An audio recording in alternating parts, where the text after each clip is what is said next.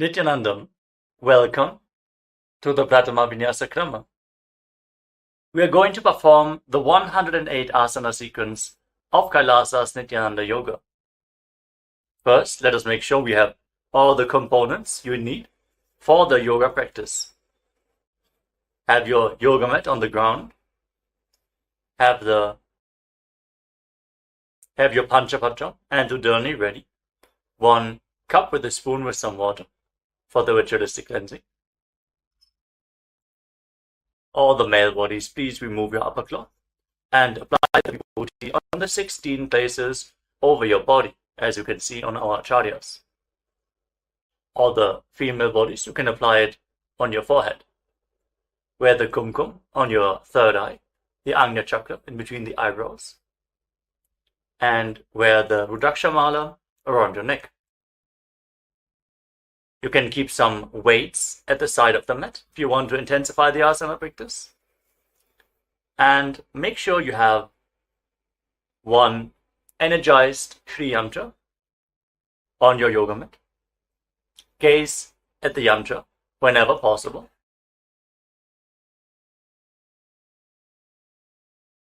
To mirror the macrocosmic energies into your microcosmos.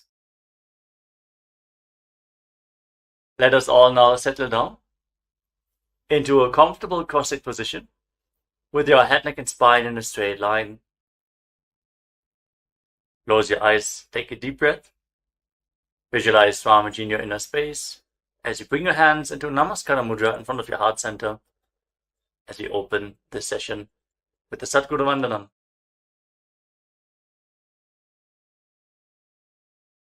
Nithyanandam Paramasukhadam Kevalam Jnanamurtim Dvandvatitam Gaganasadrisham Tattvamasyadilaksham Ekam Nityam Vimalamachalam Sarvadhi Sakshibhutam Bhavatitam Trigunarahitam Sadgurum Tam Namami.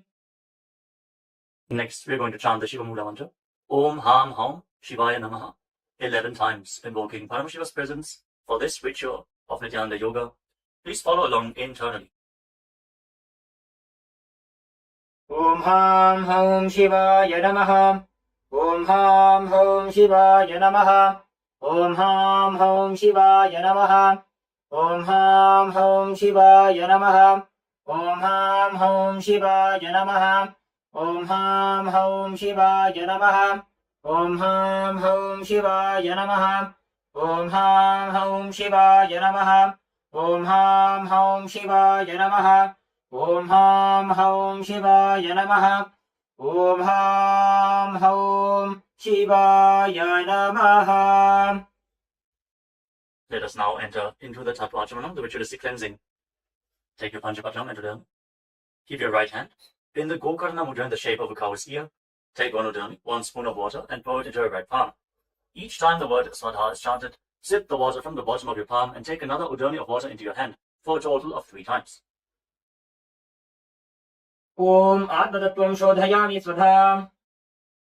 Om Vidyatattvam Shodhayami Swadha. Om Shivatattvam Shodhayami Swadha.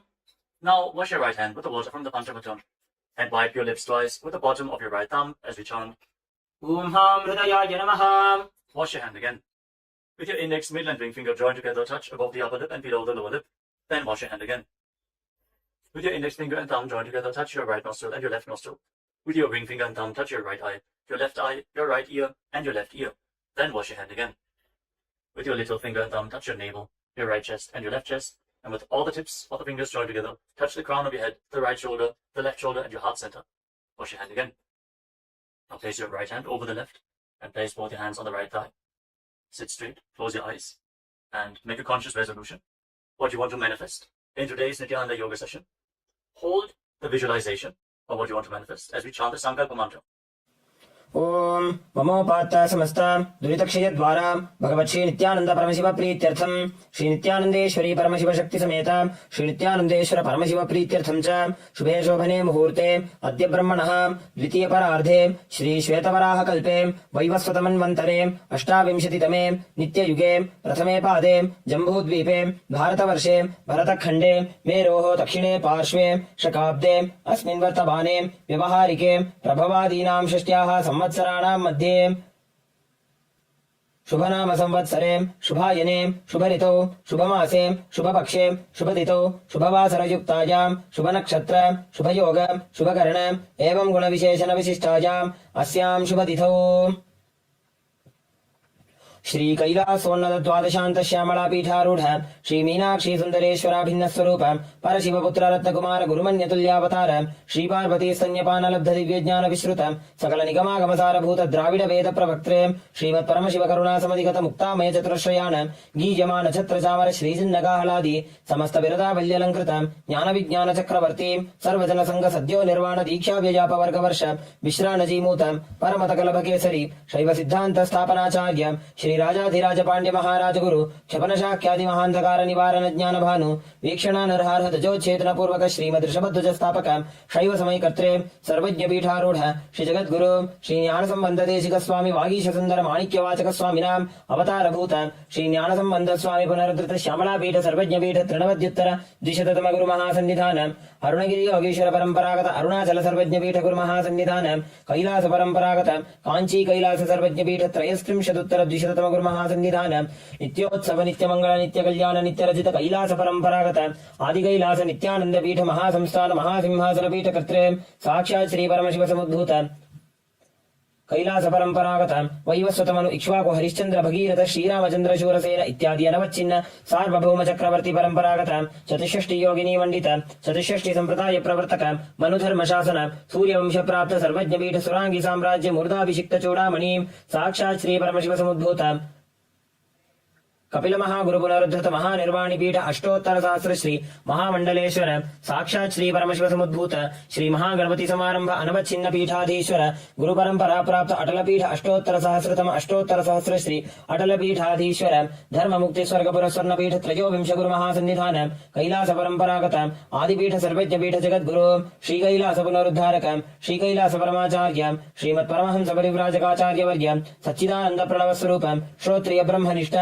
Shri Jagat Guru Shri Shri भगवत् Shri Nityanand Paramshiva Shri ज्ञान संबंध देशिक परमाचार्य स्वामिनां प्रीत्यर्थम तेषां पादारविन्दयोः भक्ति सिद्ध्यर्थम गुरु कृपा कटाक्ष सिद्ध्यर्थम क्षेम स्थैर्य वीर्य विजय आयुरारोग्य ऐश्वर्यानाम् अभिवृद्ध्यर्थम धर्मार्थ काम मोक्ष चतुर्विध बल पुरुषार्थ सिद्ध्यर्थम समस्त दुरितोपशान्त्यर्थम समस्त मंगल अवाप्त्यर्थम भगवत् श्री नित्यानंद परमशिव प्रसादेन सकुटुम्बस्य ज्ञान वैराग्य जीवन मुक्ति प्राप्त्यर्थम पूर्ण आरोग्य युक्त दृढ़गात्र योग्य शरीर सिद्ध्यर्थम परमशिव शक्ति आविष्करणार्थम नित्यानंद योगाभ्यासं करिष्ये। Now wash your right hand once more. ओम अप उपस्पृश्य And keep your Panchapajam and your journey aside out of harm's way. Let us now enter into the first asana of the sequence, Sukhasana. In a comfortable crossing position with the head, neck and spine in a straight line. Place your hands on top of the knees in Bindu Mudra with index fingers and thumbs together. Gaze forward. Visualize Lord Shiva in your inner space. For the visualization, breathe in Samana Kumbhaka. Inhale deeply into your navel region. And visualize the fire in your navel being kindled, rising up your spine as you exhale and hold your breath. Engage Mahamudra Bandha, which is a combination of the Mudra Bandha, the root lock, contracting the perineal floor and pulling it up, preventing the energy from flowing out at the bottom of your spine.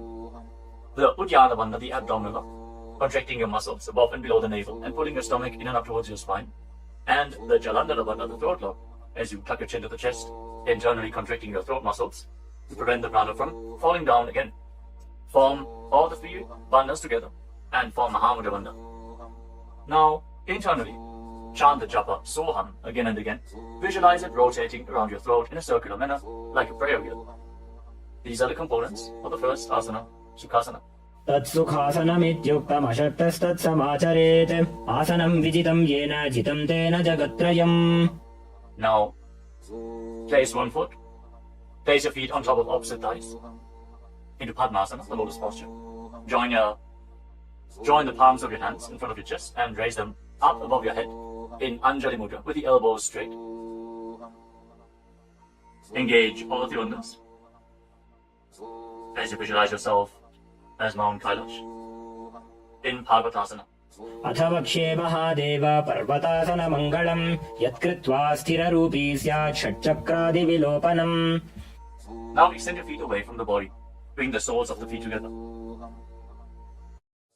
Interlock your fingers behind your back in Parusha Mudra as you lean forward and down, and place your forehead on the ground behind the heels. Lean down as low as you can. Open up your back. Breathe deeply into your navel region. Feel the stretch in your back. As you gaze to your nose, visualize Swamiji and keep engaging the Mahamudra Bandha in Halipavasana. पूरवविधियाहू मे जानो उभय पगथली संपुटठानो पृष्ठपछेदो भूकरल्यावो दक्षिणकरसो वामगहावो. Now bring your hands to the front. Keep the soles of the feet together. Cup the palms and place them on the ground in front of the feet. Again, bring your forehead to the ground behind the heels. Fix your gaze at the tip of the nose. Visualize yourself as a snake with Mahamudra Bandha engaged in Nagi Pavasana. Hold the stretch for a moment. पूरवविधि परि आगाने नीचौहो बीकहूणि फणास्यौ लगायि. Now keep your hands in Prana Mudra. Index and middle fingers together as you hold onto the little and ring fingers with your thumb. Catch a hold of your big toes and extend your legs forward and up. Then cross your legs into Padmasana and lean forward and down onto your elbows. Engage all the bandhas, Mahamudra Bandha, and visualize yourself as a bird in Kokilasana. अथान्यदासनं वक्ष्ये येन सिद्धो भवेन्नरः अकस्मात् वायुसञ्चारं कोकिलाख्यासनेन च. Rise up. Now stack your knees and your ankles. Hold on to opposite elbows in front and start rotating your arms in a circular motion. Gaze to the tip of the nose, perform Mahamudra Bandha, and visualize Swamiji in your inner space as you mobilize your shoulders, your thoracic spine in Nithyananda. गोड़ा वामापादकी आशमाहिली सोज दश चरण को बारलौ तापरि Gulf समोज वामपाद को महिलौ बहुरौ Gulf जाना तापरि गोड़ा दचिकी आश बारली ठान. Now place your hands on the ground shoulder width apart and raise your hips up high. Scoop your head and chest forward and down again and again. Pull your stomach in and up towards your spine in Uddiyana Bandha. Visualize yourself as an elephant. Strengthen your shoulders and your upper back. Stretch your hamstrings. Don't forget to breathe in Samana Kumbhaka. Intensify the fire in your navel region in Gajasana. न्युब्जं पादाग्रे भूमौ कृत्वा लम्बी भूयामस्तकाग्रे निधाय नितम्बम् ऊर्ध्वमुन्नमय्य नाभिलक्ष्यं भूमौ नासिकामानीय. Now raise one heel off the ground in the same position and push the other heel down. Alternate the position of your feet again and again. Stretch your hamstrings and push your shoulders through. Straighten your back. Pull your stomach in and up. And visualize yourself as a bear in Vrikshasana, the bear posture. एकैकं पादमाकुञ्च्य गजासनं कुर्यात् त्रिक्षासनं भवति. Now raise up. Stand on the tips of the toes. Stand on the tips of the toes. If you can, rise up all the way onto your big toes. Bring your hands to your chest in Hridaya Mudra, index, middle and big fingers joined together. Pull your stomach in and up and visualize Swamiji in your inner space. Find the balance in your center. Feel the strength in your calves in Vaishyasana. केशेन पादयुगलं बद्ध्वा तिष्ठेत् अधोमुखः अथ वैश्याः वक्ष्ये यत्कृत्वा सत्यवान् भवेत्. Now let us move into the first Karana sequence. Starting off with Adimandi posture. Keep your heels together, toes pointing outwards, and bend your knees. Bring your hands in front of your chest. Now raise one knee up along the center of your body in a circular motion and follow along with the respective hand. Repeat the movement on both sides gracefully again and again.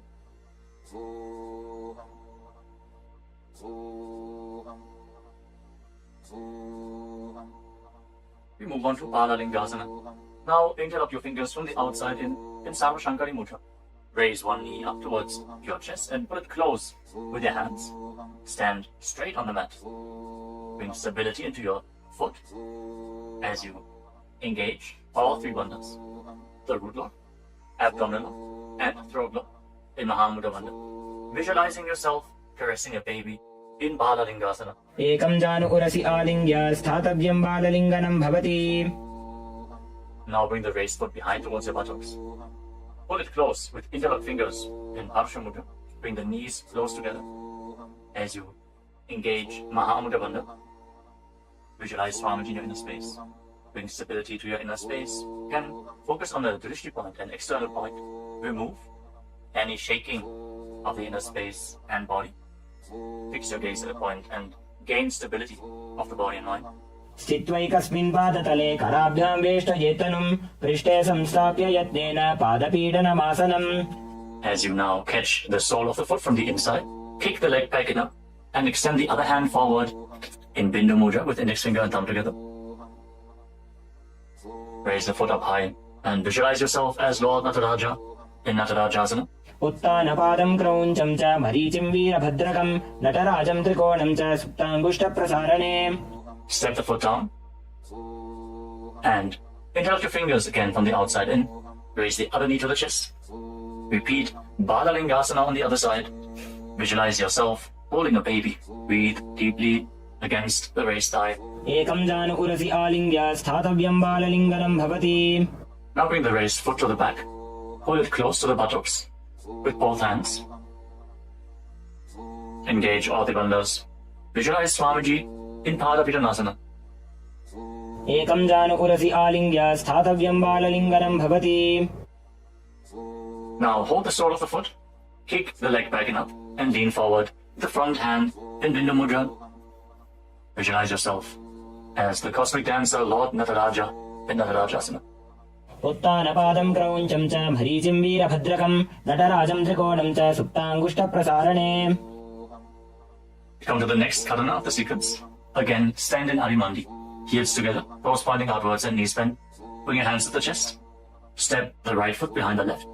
And start swinging the right arm back and forth like a pendulum. Gracefully move your fingers one by one. Place your hand over the nose, cross your ankles. And repeat the movement on the other side as well. Next up is the skeleton dance. Now visualize yourself as a skeleton as you shake your body intensely. Hold the visualization that you are mere bones and shake every bone within your body.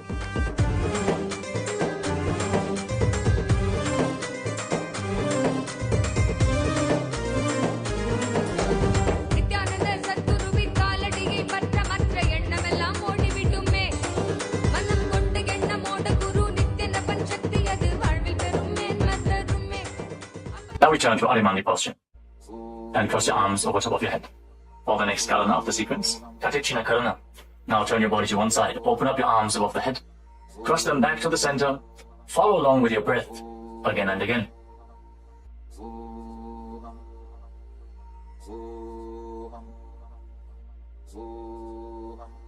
Now raise your arms up parallel above your head and rise up onto the tips of your toes. Engage Mahamudra Bandha and visualize yourself as a palm tree. As you breathe in Samana Kumbhaka, kindle the fire in your navel region. Internally chant the new japa, Shivoham, in Tadasana. महामुद्राबद्ध कोनो ताडासन विभेदकान् विनोत्तानं सदा कुर्यात् अन्तर्वत्नी पतिप्रिया. Now lean forward and down. Place your hands flat on the ground if you can. Otherwise, just lean down as low as possible. Bring your head towards the knees and engage all the bandhas, Mahamudra Bandha, as you visualize Swamiji in Uttanasana. महामुद्राबद्ध कोनो ताडासन विभेदकान् विनोत्तानं सदा कुर्यात् अन्तर्वत्नी पतिप्रिया.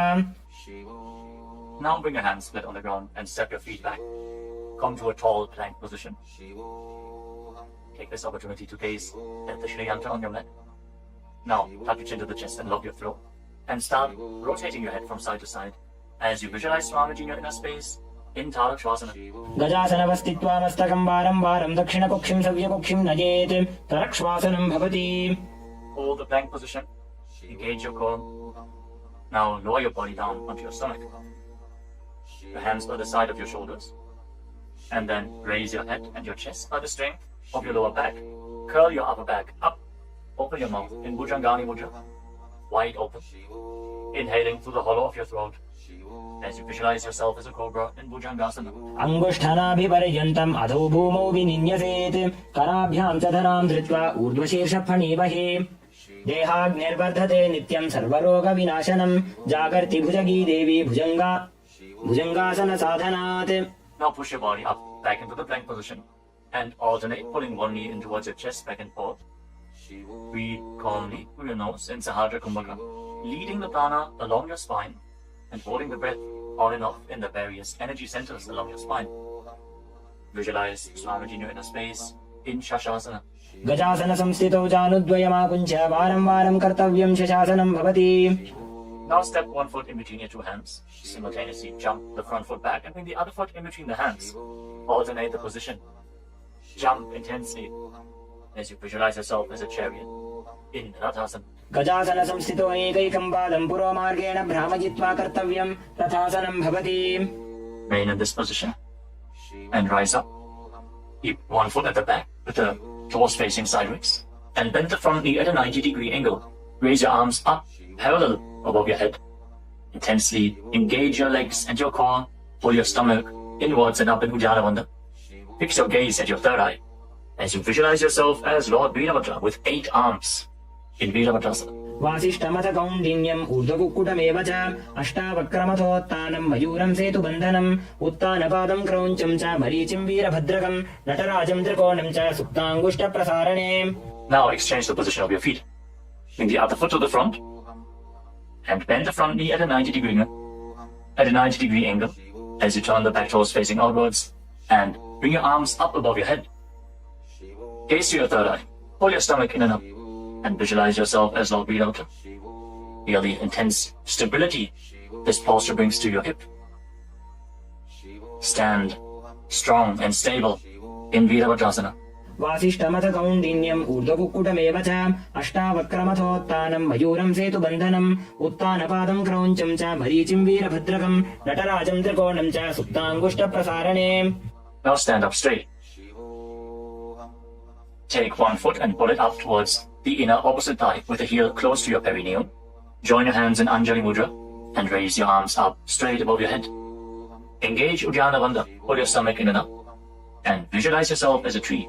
Fix your gaze at an external point for balance in the Vrikshasana, the tree posture. वामोरुमूलदेशे च याम्यं पादं निधायतु तिष्ठेत्तु वृक्षवद्भूमौ वृक्षासनमिदं विदुः. Now bring the raised foot up towards the opposite hip and join your hands in Namaskara Mudra in front of your chest. Visualize yourself as Lord Garuda with heavy wings on your back. Stand strong and stable in Garudasana. गरुडासनमावक्ष्ये येन ध्यानं स्थिरं भवेत् सर्वदोषाद्विनिर्मुक्तो भवतीह महाबली. एकपादमुरो बद्ध्वा एकपादेन दण्डवत् जङ्घपादसन्धिदेशे जानुव्यग्रं व्यवस्थितः. Now step the foot down. Raise the other foot up. Bring your hands together in Anjali Mudra. Raise your arms up above your head. Elbows straight. Perform Uddiyana Bandha. And visualize yourself as a tree in Vrikshasana. Stand stable like a tree. Feel the roots growing from the standing foot. वामोरुमूलदेशे च याम्यं पादं निधायतु तिष्ठेत्तु वृक्षवद्भूमौ वृक्षासनमिदं विदुः. Now step one foot back. Now bring the raised foot on top of the opposite hip and join your hands in Namaskara Mudra in front of your chest. Visualize yourself as Lord Garuda as you repeat Garudasana on the other side. गरुडासनमावक्ष्ये येन ध्यानं स्थिरं भवेत् सर्वदोषाद्विनिर्मुक्तो भवतीह महाबली. एकपादमुरो बद्ध्वा एकपादेन दण्डवत् जङ्घपादसन्धिदेशे जानुव्यग्रं व्यवस्थितः. Now step one foot back and keep the other foot at the front. Keep the back toes facing sideways. Extend your arms out parallel to the ground, lean forward and down. Bring one hand to the foot and the other hand up to the sky. Gaze up along the raised arm and visualize yourself as a triangle in Trikonasana, the triangle posture. उत्तानपादं क्रौञ्चं च मरीचिं वीरभद्रकं नटराजं त्रिकोणं च सुप्ताङ्गुष्ठप्रसारणे. Now rise up. Exchange the position of your feet. With the arms parallel, lean forward and down. Raise the other arm up to the sky. Repeat Trikonasana, the triangle posture on the other side. Feel the deep stretch in your lats and in your hips. Try to rotate your shoulders so they are completely aligned and pointing up to the sky. उत्तानपादं क्रौञ्चं च मरीचिं वीरभद्रकं नटराजं त्रिकोणं च सुप्ताङ्गुष्ठप्रसारणे. Now rise up. Step your feet together. Keep the heels touching, toes pointing outwards in Arimandi. With your knees bent, raise one heel off the ground and bring your hands to the chest, palms facing each other. Now stomp the raised heel to the ground and raise the other heel up again and again as you exchange the position of your hands in front of your chest.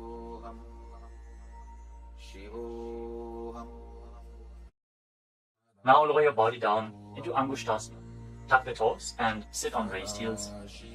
Join your hands in Namaskara Mudra in front of your heart center. Visualize Swamiji in your inner space as you start buzzing like a bee on the in and exhalation in Brahmari Kumbhaka. And internally chant the new japa Sadashivoham in Angushtasana. कबन्धासनमित्याहुः गोरक्षासनमेव च अङ्गुष्ठमुष्टिकं न्येयं ब्रह्मप्रासादितं तथा. Now extend one leg forward and bring your hands to the side. Keep the palms facing forward in Baddha Mudra, with the fingertips barely touching the ground. Be stable in this position as you visualize Swamiji in Saulasana. प्रसार्यैकं पादतलं संस्थाप्य त्वेकपादकम्. Now catch a hold of the big toe of the front foot in Prana Mudra with index and middle finger.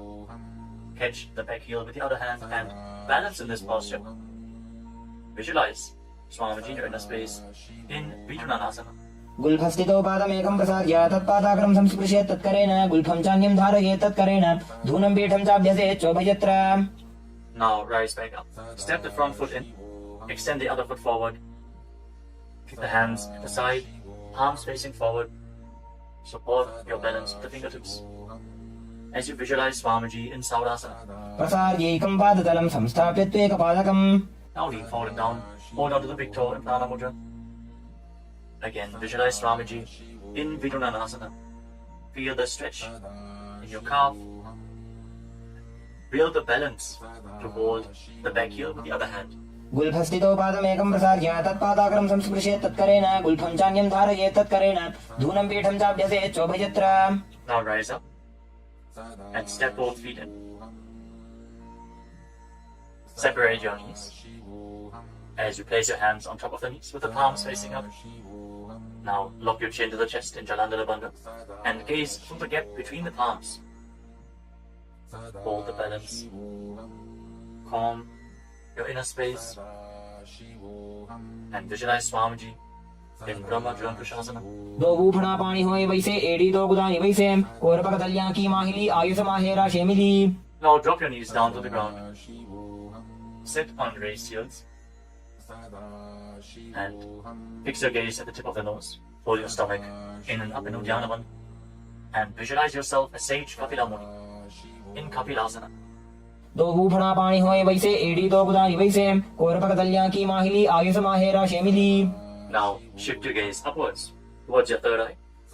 Maintain this posture and visualize Swamiji's form in your inner space in Bhadragurakasana. दो बूपकतली संपुट करे कोरवारली भूपरि धरे कोरवारली राखे ऐसे तापरी मूल द्वार टिकी बैसे. As you raise your knees off the mat, keep the soles of the feet together. Join your thumbs and little fingers and open up your palms into Padma Mudra, resembling a lotus flower. Raise your arms up above your head and gaze through the gap between the palms. Fold your stomach in and up in Uddiyana Bandha and visualize Lord Surya in your inner space in Suryasana, the sun posture. एड़ी दो वो गुदा दरियाने फड़ा पानी बैठक पुनिठाने गोड़ा जंग अधर करे रहे आड़े वाम इसी विधि कहे. Now place your knees on the ground. Bring the top of the feet flat and place your hands on the knees. Gaze upwards towards your third eye. Visualize yourself as a frog and keep your tongue flat against the palate of the mouth in Manduki Mudra. Stop the buzzing sound on the breath.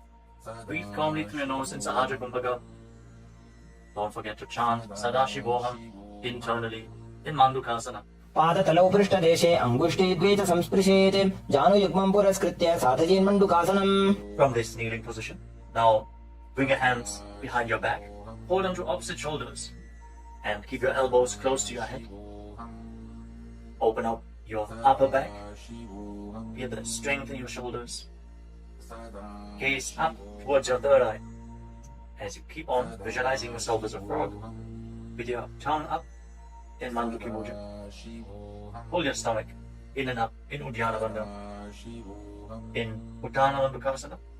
मंडुकासन मध्यस्थं कूर्पराभ्यां धृतं शिरः एतद्धेकवदुत्तानम् एतदुत्तान मंडुकम्. Now cross your ankles and sit on your heel. Push the upper heel against your perineum as you keep your hands on the knees. Gaze to the tip of the nose. Stretch your tongue out and exhale forcefully through your mouth again and again. Lock the Mula Bandha intensely as you visualize yourself as a lion in Simhasana.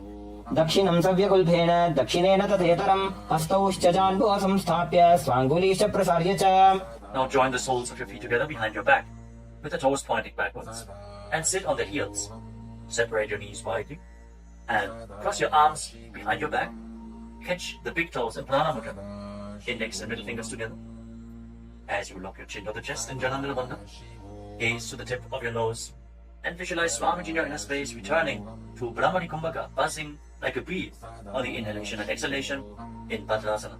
गुल्फौ च वृषणस्याधो व्युत्क्रमेण समाहितः पादाङ्गुष्ठौ कराभ्यां च धृत्वा च पृष्ठदेशतः.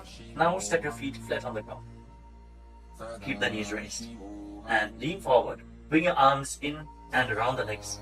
Behind your back, reach for the opposite hands behind your back and interlock your fingers if you can. In Parsha Mudra, gaze to the tip of your nose and visualize yourself as a crow in Kaukabhushandi Asana. प्रथमे वेसक उक्कटठाने दोवो हाथपकमीच आने तिनको Moody नल्या परिल्यावे पिष्टपछे काकसी करावे.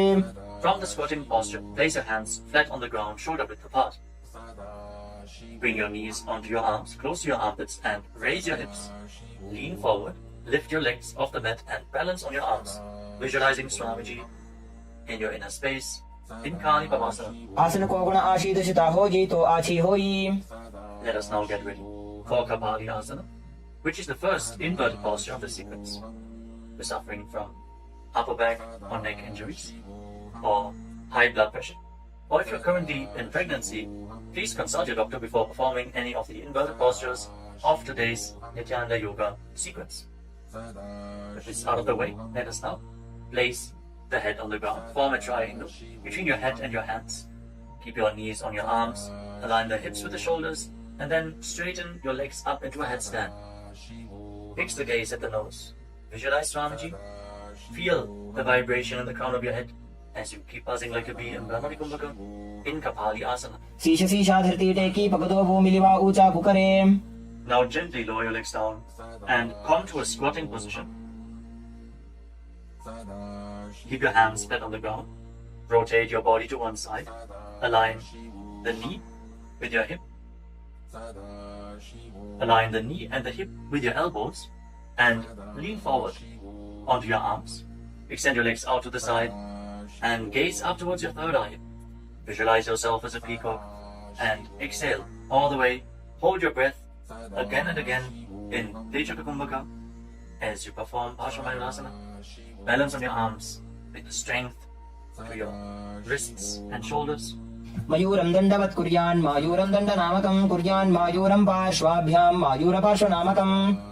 Now set your legs down. Twist your body in the opposite direction. Repeat Parsvamayurasana on the other side. Lean onto your arms. Extend the legs out to the side and gaze to your third eye as you visualize yourself as a peacock. मयूरं दण्डवत् कुर्यान् मायूरं दण्डनामकं कुर्यान् मायूरं पार्श्वाभ्यां मायूरपार्श्वनामकम्. Now settle down. Place your hands flat on the ground and step your feet back into a plank position. Take a moment to gaze at the Shri Yantra on your mat as you step one foot front in between the two hands. As you step one foot outside the respective shoulder in between the two hands, fix your gaze at your third eye and visualize yourself as Lord Kala Bhairava in Bhairaganathasana. आसन को गुण पीती जाई. Now step the front foot back and bring the other foot to the front in between the two hands. Feel the stretch in your legs. Open up your hips. Push your hip forward as you engage the Mula Bandha and visualize yourself as Lord Kala Bhairava in Bhairaganathasana on the other side. आसन को गुण पीती जाई. Now step the front foot back and bring your forearms on the mat. Raise your hips up high. Slightly walk your feet forward Open up your shoulders. Try to bring your heels to the mat. Intensely stretch your hamstrings. As you gaze towards your third eye, visualize Swamiji in Unmukha Pitasana. भून्यस्तौ जानुनी हस्तौ चतुष्पदमवाङ्मुखम् उत्थापिताङ्घ्रियुगलकटिस्थलमभिरुकाम्. Now raise back onto your arms and rotate your body. Lift one arm up towards the sky. Keep your body completely straight, your core tightly engaged, and gaze up along the raised arm as you visualize yourself as Sage Vashishta in Vashishtasana. ऊर्ध्वकुक्कुटवासिष्ठमरीचिहलमत्स्यकम् परिवृत्तिम् चोदरस्य विविधम् धनुरासनम्. Now rotate your body to the other side. Raise the other arm up. Keep your core engaged as you repeat Vashishtasana on the other side. ऊर्ध्वकुक्कुटवासिष्ठमरीचिहलमत्स्यकम् परिवृत्तिम् चोदरस्य विविधम् धनुरासनम्. Relax. Now bring your feet to the front. Come to a sitting position with your legs extended forward. Bring your hands underneath the buttocks with the palms facing up. Lock your chin to the chest. Gaze to the tip of the nose. Visualize yourself as Lord Hanuman. As you internally chant the new japa, Mahasada Shivoham in Anjani Asana. दो भूकर की उभय हथेली कोरवारिली मैले भेली सो आगाने भूपरिदाशे महाने अंगुली मिलिराशे. Now lean forward and down. Catch a hold of your big toes and down with index and middle fingers. Lean down as low as you can. Stretch your back. Open your hamstrings and your hips. As you engage Mahamudra Bandha, all the three bandhas together. Visualize Swamiji in Paschimottanasana. जानु परिललाटन्तो पश्चिमं तानमुच्यते येन केन प्रकारेण सुखं कार्यं च जायते. Now rise up. Interlock your fingers around your neck. And again, lean forward and down. Slightly separate your knees and bring your head in between, with your elbows outside the knees. Perform Mahamudra Bandha. So visualize Kali in your inner space in Ugrasana. स्वपाणिभ्यां दृढं धृत्वा जानुपरि शिरोन्यसेत् आसनोऽग्रमिदं प्रोक्तं भवेदनिलदीपनं देहावसानहरणं पश्चिमोत्तानसंज्ञकम्. Now step one foot in towards your perineum. Lean forward and down. Bring the respective arm in and around the leg and interlock both hands behind your back. Bring your head towards the knee as you visualize yourself as Sage Marichi in Marichi Asana. उत्तानपादं क्रौञ्चं च मरीचिं वीरभद्रकं नटराजं त्रिकोणं च सुप्ताङ्गुष्ठप्रसारणे. Now rise up. Drop the raised knee to the side as you keep the heel against the perineum. Lean forward and down. Hold onto the front foot. Gaze at the tip of the nose. Visualize Swamiji. Exhale deeply and then hold your breath, locking all the three bandhas. Mahamudra Bandha in Mahamudrasana. महामुद्रां प्रवक्ष्यामि तन्त्रेऽस्मिन् मम वल्लभे यां प्राप्य सिद्धा सिद्धिं च कपिलाद्याः पुरागताः. Now extend both your legs. Bring the other foot in towards the perineum with the knee raised. Bring your arm around the raised knee and interlock your fingers behind your back. As you bring your head towards the knee, visualize yourself as Sage Marichi in Marichi Asana on the other side. उत्तानपादं क्रौञ्चं च मरीचिं वीरभद्रकं नटराजं त्रिकोणं च सुप्ताङ्गुष्ठप्रसारणे. Now rise up. Drop the raised knee to the side. And again, lean forward and down. Hold onto the front foot with both hands. Gaze to the tip of the nose. Engage all the bandhas. Mahamudra Bandha. As you visualize Swamiji. Open up your hip. Straighten your spine. Intensely.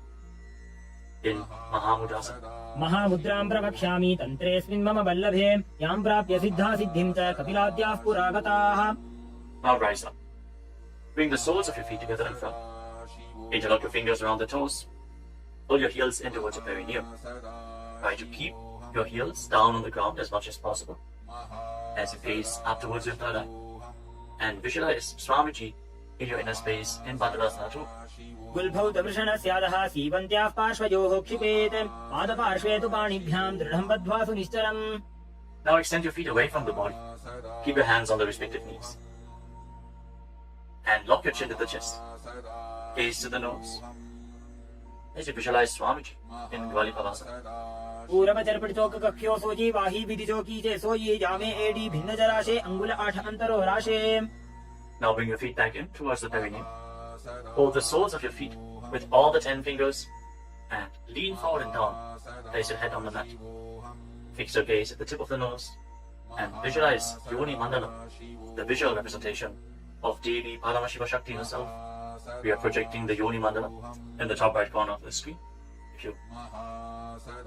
If you don't know how the Yoni Mandala looks, exhale deeply and hold your breath in Rechaka Kumbhaka in Joni Asana. दोबू पकदली संपुट करे AD made के ढिंग दरे अर्धहात को अंतर राशे लीलाट पकथलियां ऊपर दाशे. Rise up and again extend your feet away from the body. Extend your arms out to the side and lean forward and down from the waist. Try to keep your back as straight as possible as you bring your forehead on the ground behind your heels. Gaze to the tip of your nose and visualize Swamiji in Midaki Pavasana. पूरव विधि परिपकथली संपूर्ण शोध एडी मिली राशे. Rise up and now bring your feet back in towards your body. Keep your toes together and your heels apart as you scoop your hands below the shins.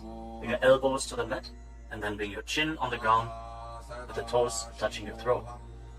Gaze to the tip of your nose and visualize Lord Surya in your inner space in Siddha Samadhi Asana.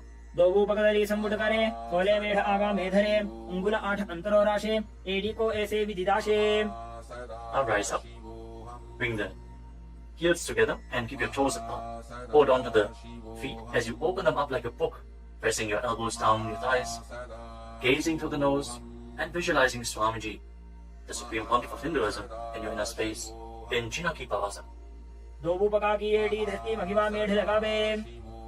Now rise up. Bring the soles of the feet together completely. Push your knees to the mat as you place your hands on top and gently push down the knees with your hands. Fix your gaze at your third eye and pull your stomach in and up in Uddiyana Bandhana. Visualizing Swamiji in your inner space in Charapata Chokasana. दोबू पकदली संपुट धारे आगा ने कहे जारे पसारे घोड़ा भूसो लगता राशे हाथ दो वो घोड़ा परिदाशे. Now rotate your feet. Raise the heels and bring the toes down to the mat. You can use the support of your hands if needed. Then push your knees to the ground and place your hands on top of the knees in Bindu Mudra. As you pull your stomach in and up, gaze to your third eye and visualize yourself as Lord Kala Bhairava in Bhairavasana. गुल्फो संपीड्य चान्योन्यं विक्रमेणोत्थितं शनैः जान्वोः पार्श्वगतौ हस्तौ दण्डवद् भैरवासनम्. Relax, untwist your feet and keep one heel against the perineum as you lift the other foot up against your chest with both hands. Fix your gaze at your third eye.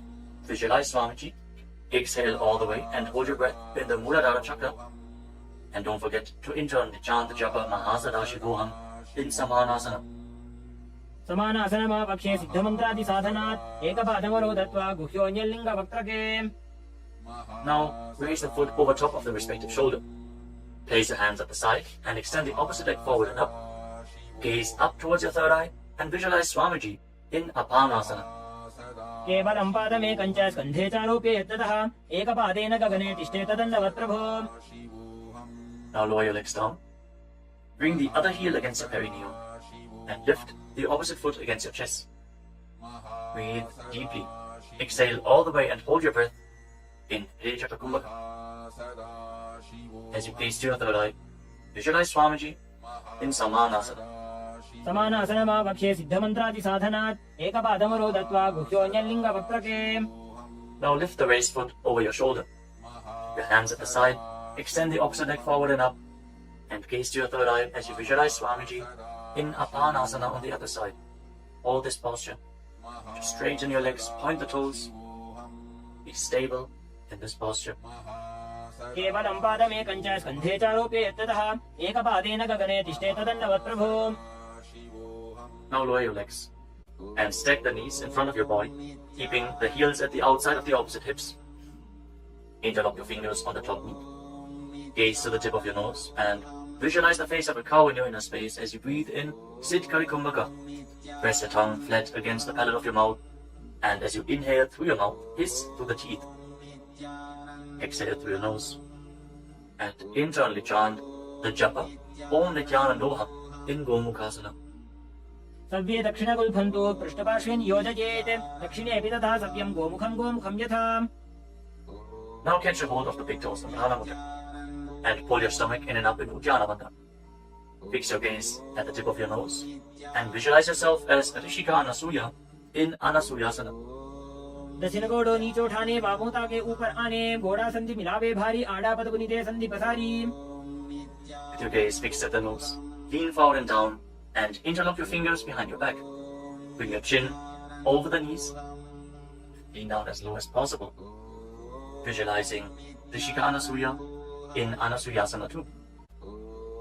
धीमणा Goda की संधि, उपरिड़ा बागोड़ा की संधि, मिलाई राशे, घोड़ा सिवले, पकतल्यालो आड़वाई सुधा राशे. Now rise back up. Place the right foot flat on the mat with the right knee against your chest, and keep the left heel against your perineum, with the knee on the ground. Place your hands on the respective knees. Gaze to the tip of the nose, and visualize yourself as Lord Garuda in Garudasana 2. डाबो पकमोड़ी एड़ी, माहिला गुल्फमूल द्वारणी चैदे. From the same posture, now raise your perineum onto the heel. Interlock your fingers around your neck, and twist your elbows outside the raised knee as you gaze up towards your third eye. Visualize yourself as Sage Narada in Naradasana. पिष्टि जो वाम पगदली केरी, भूपरी दाही लगा बेफेरी, घोड़ा सुधो फणो है जो जी, दछिपा शतीरा शेषो जी. Relax, untwist your spine, and now raise the left foot on the right thigh, and raise the right knee.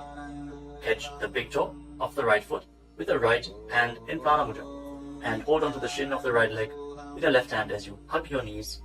Fix your gaze at the tip of your nose, and visualize Matsya, the fish avatar of Lord Vishnu in Matsya Pitakasana. वामेन वामांगुष्टन्तो गृहीतं मत्स्य पीठकं योनि वामेन संबीज्य मेढ्रादुपरि दक्षिणम्.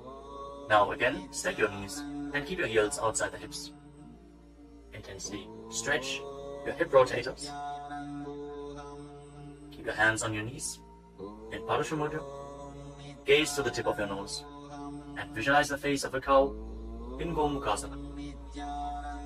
सव्ये दक्षिण गुल्फन्तो पृष्ठपार्श्वे नियोजयेत्, दक्षिणे पिदता सव्यं गोमुखं गोमुखं यथा. Now interlock your fingers around the toes in Prana Mudra. Hold your stomach in Uddiyana Bandha and fix the gaze at the tip of the nose as you repeat Anasuyasana. दक्षिण घोड़ो नीचे उठाने, बाहों ताके ऊपर आने, घोड़ा संधि मिलावे भारी, आड़ा पद पुनीते संधि पसारी. Now interlock your fingers behind your back and lean forward and down. Bring your chin over the knee, the nose as close to the ground as you can. Fix your gaze at the tip of the nose and visualize yourself as Rishika Anasuya in Anasuyasana 2. दक्षिण घोड़ो नीचे उठाने, बाहों ताके ऊपर आने, घोड़ा संधि मिलावे भारी, आड़ा पद पुनीते संधि पसारी. Now rise back up. This time place the left foot flat, the left knee against the chest, right heel against the perineum. Keep your hands on your knees. Gaze to your nose and visualize yourself as Lord Garuda in Garudasana 2 on the other side. धीमणा Goda की संधि, उपरिड़ा बागोड़ा की संधि, मिलाई राशे, घोड़ा सिवले, पकतल्यालो आड़वाई सुधा राशे. As you raise your perineum up onto the heel, interlock your fingers around your neck, twist your elbows outside the raised knee, gaze up towards your third eye, and visualize Sage Narada in Naradasana. पिष्टि जो वाम पगदली केरी, भूपरी दाही लगा बेफेरी, घोड़ा सुधो फणो है जो जी, दछिपा शतीरा शेषो जी. Now raise up. Place the right foot onto the left thigh and hold onto the left chin and the big toe as you gaze to your nose and visualize Matsya, the fish avatar of Lord Vishnu in Matsya Pitakasana. वामेन वामांगुष्टन्तो गृहीतं मत्स्य पीठकं योनि वामेन संबीज्य मेढ्रादुपरि दक्षिणम्. The next asana is Matsyendasana. Now extend your legs forward. Place one foot on top of the opposite thigh. As you place the left foot on the opposite thigh, raise the right knee. Bring the left elbow around the raised knee, hand by the neck, and the other hand on the ground behind you. Twist your spine, gaze up towards your third eye, and visualize Matsyendana, the master and great sage, in Matsyendasana. उदरं पश्चिमाभासं कृत्वा तिष्ठति यत्ततः नम्राङ्गं वामपादं हि दक्षजानोपरिन्यसेत्. Now extend your front hand down to the foot and hold on to the big toe in Prana Mudra. Place the other hand on the respective ear as you gaze towards your third eye and visualize yourself as a camel in Kubasana. आसन को गुण झोलो जाए. Now drop the hand from your ear to the ground behind you. Gaze up towards your third eye and visualize the master of Hatha Yoga, the great sage Matsyendana in Matsyendasana 2. Matsyendra पीठं जठर प्रदीप्तिं प्रचण्डरुपण्डल खण्डनास्त्रम् अभ्यासतः कुण्डलिनी प्रबोधं दण्डस्थिरत्वं हि ददाति पुंसाम्. Now extend your legs forward. This time, place the right foot onto the left thigh. Raise the left knee, bring the right elbow around the raised knee and the hand by the neck. As you gaze up, visualize Sage Matsyendrananda, the master of Hatha Yoga in Matsyendasana. In Matsyendasana on the other side.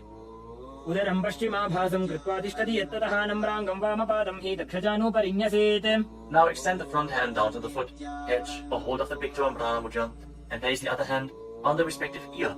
As you gaze to your third eye and visualize yourself as a camel in Kubasana on the other side. आसन को गुण झोलो जाए. Now drop the hand from your ear on the ground behind you. Keep twisting your spine intensely as you visualize Sage Matsyendrananda, the master of Hatha Yoga in Matsyendasana 2. मत्स्येन्द्रपीठं जठर प्रदीप्तिं प्रचण्डरुपण्डलखण्डनास्त्रम् अभ्यासतः kundalini प्रबोधं दण्डस्थिरत्वं हि ददाति पुंसाम्. Arms rest your spine. And now place your feet on top of opposite thighs into Padmasana, the lotus posture. As you fix your gaze at the tip of the nose, place your hands on top of the knees. Engage all the wonders intensely, sincerely. Visualize yourself as Lord Shiva. And perform the Shitali Kumbhaka. Press your tongue against the back of the teeth as you hiss through your teeth on the inhalation. Engage all the wonders and internally chant the new japa Om Nithyananda Mahasadaशिवोऽहम् in Padmasana. आसनं द्विधं प्रोक्तं पद्मं वज्रासनं तथा ऊर्ध्वोरुपै चेत् धत्ते उभे पादतले यथा. Now cross your hands in front of the body and keep your hands in Prana Mudra. Hold on to the big toes, gaze to the tip of your nose, and visualize yourself as Goddess Parvati, the consort of Lord Shiva, in Padmasana 2. उत्तानौ चरणौ कृत्वा ऊरु संस्थौ प्रयत्नतः ऊरु मध्ये तथोत्तानौ पाणी कृत्वा तु तादृशौ. From Padmasana, now bring your hands to your legs. Place your palms flat on the ground and straighten your arms. Pull your knees up, lift your body off the ground and balance. As you visualize yourself as a rooster, breathe calmly through your nose in Sahaja Kumbhaka, in Kukutasana. पद्मासनं सुसंस्थाप्य नान्वोरन्तरे करौ निवेश्य भूमावासिष्ठे द्योमस्तः कुक्कुटासनः. Now from Padmasana, rise up onto your knees. Place your hands in such a way that the fingers are pointing towards your body. Now bend the elbows and bring them towards your navel. Lean forward, find balance and lift your legs off the ground. With your legs in Padmasana, visualize Swamiji in Asana. धरामवष्टभ्यकरद्वेन तत्पूर्वरिस्थापितानाभिपार्श्वः उच्चासनो दण्डवदुत्तितर्खे मायूरमेतत् प्रवदन्ति पीठम् मयूरम् पद्मकम् कुर्यात् बद्धकेकीति कथ्यते. Now extend your legs back into Mayurasana. From the kneeling position, lean your navel onto your elbows and lift your legs up straight as you visualize yourself as a peacock in Mayurasana. अथ वक्ष्ये महादेव मयूरासनमुत्तमम् ओमो निपात्य हस्तौ द्वौ पूर्वरोपरि देहकम्. Now relax. Lay down on your stomach. After intensely engaging the muscles of your body, interlock your fingers around your neck. Place your forehead on the ground. Turn your feet outwards so the toes are pointing to the side and the heels are touching the ground. Visualize yourself as a crocodile in Makarasana. अध्यासशेदे हृदयं निधाय भूमौ च पादौ च प्रसार्यमानो शिरश्च धृत्वा करदण्डयुग्मे देहाग्निकारं मकरासनं तत्. Now keep your hands at the side of your shoulders and raise your legs off the ground. Engage your lower back as you visualize yourself as a locust in Shalavasana. अध्यासशेते करयुग्मवक्षो भूमिमवष्टभ्यकरयोस्तलाभ्याम् पादौ च शून्ये च वितस्ति चोर्ध्वं वदन्ति पीठं शलभं मुनीन्द्राः. Next, bend your knees and hold onto the feet with your hands, pulling your feet outside of the hips onto the ground as low as possible. Visualize yourself as a camel in Ushtrasana. अध्यासशेते पदयुग्मं व्यस्तं पृष्ठे निधायापि धृतं कराभ्याम् आकुञ्चयेत् सम्यक् उदरास्य गाढमुष्ट्रं च पीठं योगिनो वदन्ति.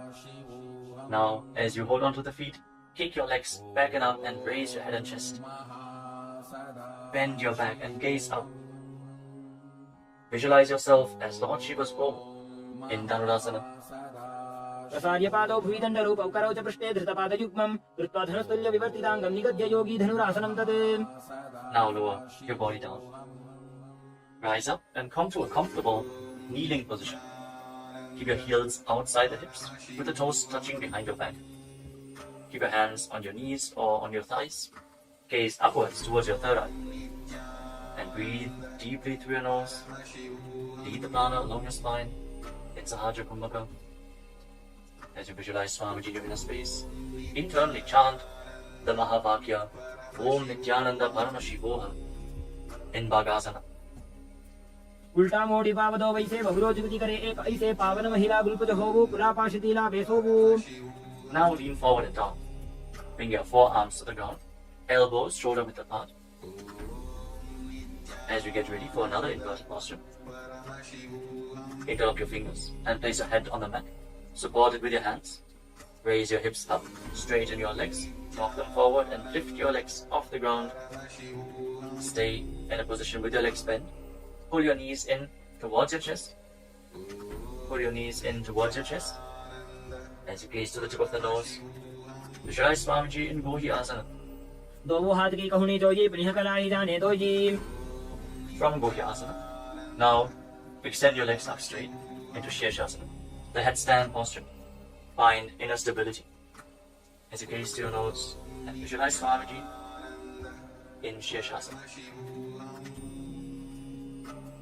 विपरीतं मण्डलं च द्विधैव विदितं हिनः दण्डासनं द्विधा प्रोक्तं Now gently विपरीतोपवेशने. lower your legs down. Bring your legs to the front. Extend it forward. As we get ready for a sequence of intense exhalations. In Bhastika Kumbhaka, pull your abdomen inwards and push the air out like the bellows of a blacksmith again and again. In Bhastika Kumbhaka, we are going to perform this Kumbhaka throughout the next few asanas. Starting off with Bodhi Asana. Hold onto your calves and then raise your legs up. Try to bring them as vertical in front of your face as possible. As you visualize Swamiji in your inner space, hold this position. Engage your core. दोनों हाथ पकड़ बाहर आने गोड़ा तरे का कसी ठाने अंगुष्ठ पिंडली लगातार Now धरे bring your hands चतुर्भुज behind your आकाश back. सी करे. Hold on to opposite shoulders with your hands as you gaze to your third eye. Exhale rapidly and visualize yourself as a mace in Parikasana. Intensely work your core. उत्तान शयनं कृत्वा पादौ मिलित्वा प्रसाद्यानितं बं भूमौ Now bring your hands to the हस्ताभ्यां front, parallel to the कन्दं ground, with the legs raised at 45-degree angle. Gaze to your third eye and visualize yourself as a boat in Naukasana. Keep going, we're almost there. Keep your core engaged. उत्तान शयनं कुल्पराभ्यां भूमिं वष्टभ्यां Now हस्तं separate नितं your निधाय. knees and bring the soles of the feet together. Pull your feet in towards your chest as you scoop your hands below.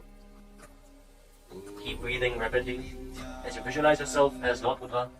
Gaze to the tip of the nose in Buddhasana. पगडली संपूर्ण करी हाथस्य उपक उचाजी पगाका अंगूठा दो भूले गो Now कामी का relax. निकाल वे. Place your feet flat on the ground as you lay down on your back. Keep your knees raised and place your palms on the ground just behind the heels. Push your hips up high off the ground. Lock your perineum and lock your throat in the Mula Bandha and the Jalandhara Bandha. Push the air upwards against the throat lock. Prevent it from escaping your body in Murcha Kumbhaka. Push the prana upwards as you gaze to your nose and visualize Swamiji in Unmukha Pitasana too. ऊर्ध्वे च जानुनी कृत्वा सवित्वोर्ध्वमुखं तथा उत्थाप्य हस्तौ तिष्ठेतु पीठ उन्मुख नामके.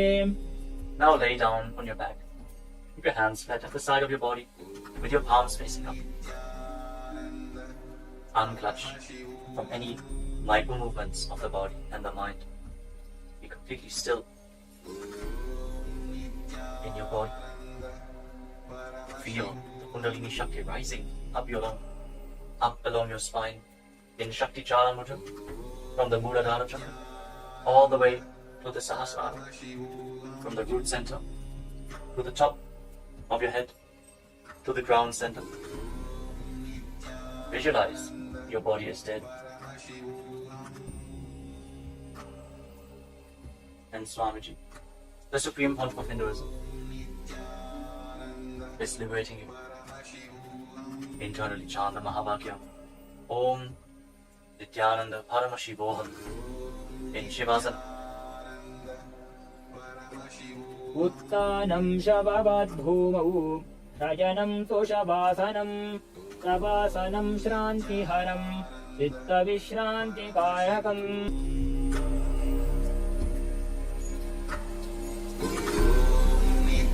Nithyananda Paramashivam.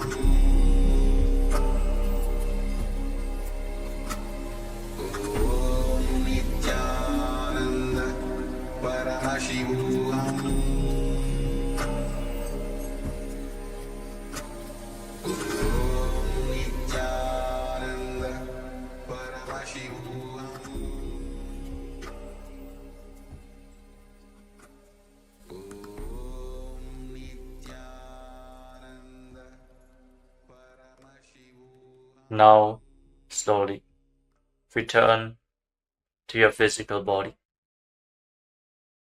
Wiggle your fingers and toes and rotate your wrists and your ankles. Bend and stretch your elbows and knees. Pull the legs up against your chest. Squeeze your body into a ball and slowly return to a comfortable seated position.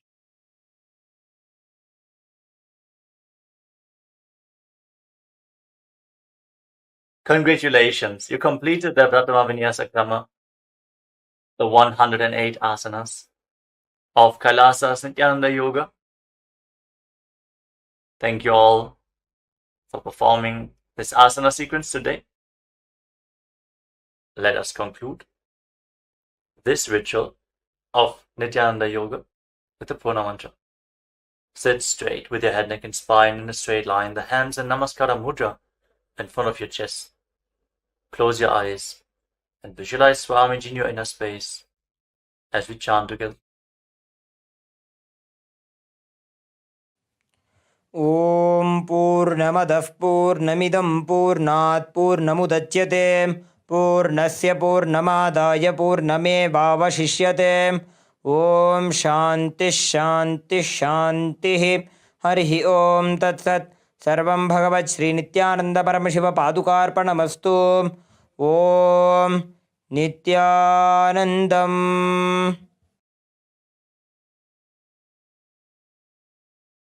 Now, in deep gratitude to Swamiji, perform the Shashtanga Namaskara.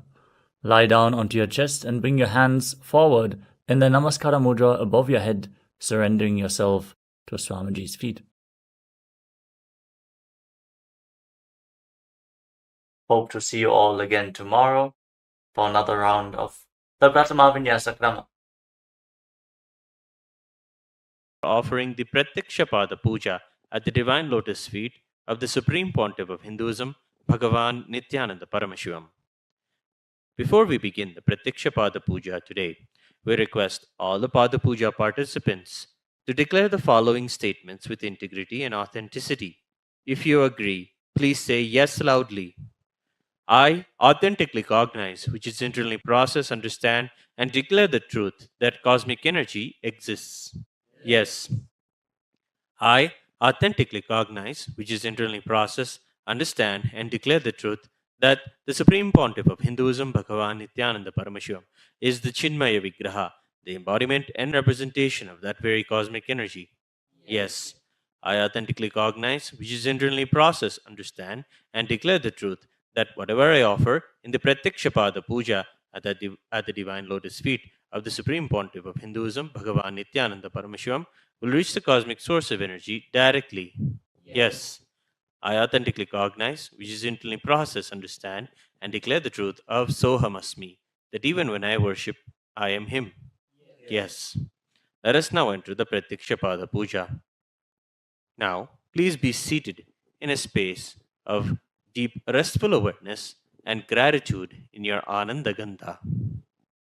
Nithyanandam Paramasukhadam Kevalam Jnanamurtim Dvandvatitam Gagana Sadrusham Tattvamasya Dilaksham Ekam Nityam Vimalamachalam सर्वधी साक्षिभूतम् भावातीतं त्रिगुणरहितं सद्गुरुं तं नमामि।